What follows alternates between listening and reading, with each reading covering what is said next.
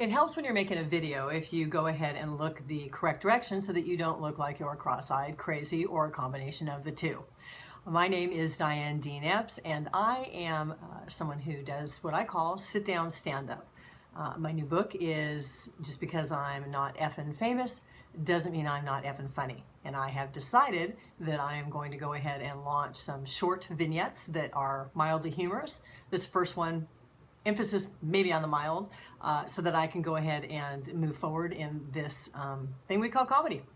So I've been doing comedy for a long time. Part of that is plying my craft in classrooms where I educate Generation Why Me, as I call it, high school students who are actually extremely funny, honest, and candid, which brings me to a recent experience I had within the last couple years. As I'm teaching, I get very excited, and I'm standing there delivering lessons, feeling like I'm probably changing lives, and we know I'm not. But in my own mind, in our quest as teachers to continue with that hackneyed phrase of we're just trying to make the world a better place and leave it better than we found it and just help kids and blah, blah, blah, blah, blah.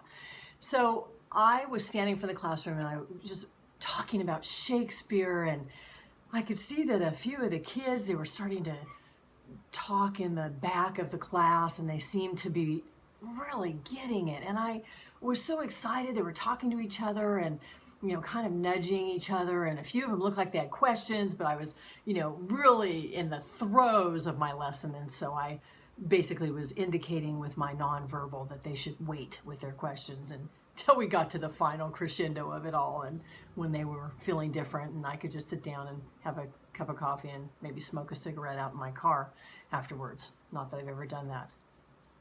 So I'm going on, and pretty soon I'm winding it up, and I can just feel that buzz you get when you got through to them. You know, my creativity and all the times with Shakespeare when you have them insult each other in Shakespearean language, and you know, Romeo and Juliet, and all its wonder when you have the anachronistic treatments that have been made of it, you know, that just really turn the kids on when they can just see the steampunk version of it, because that's when you really get Shakespeare, is when you completely take it out of its context and put it into something that it was never intended to be delivered through as a mechanism for connection.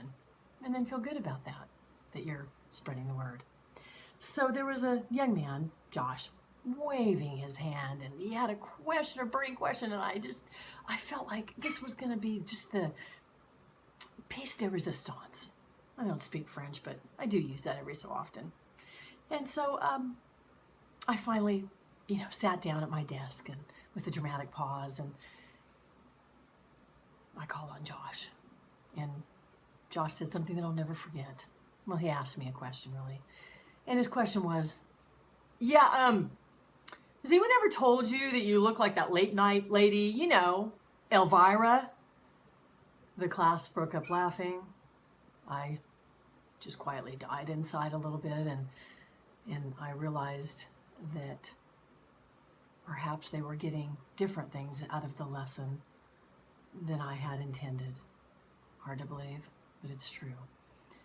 I'm Diane Dean-Epps. I'm a mother of 2 children that I know of. Northern California, into communications, dance, teaching, education, and now YouTube with Just Because I'm Not Effin' Famous Doesn't Mean I'm Not Effin' Funny. See you next episode.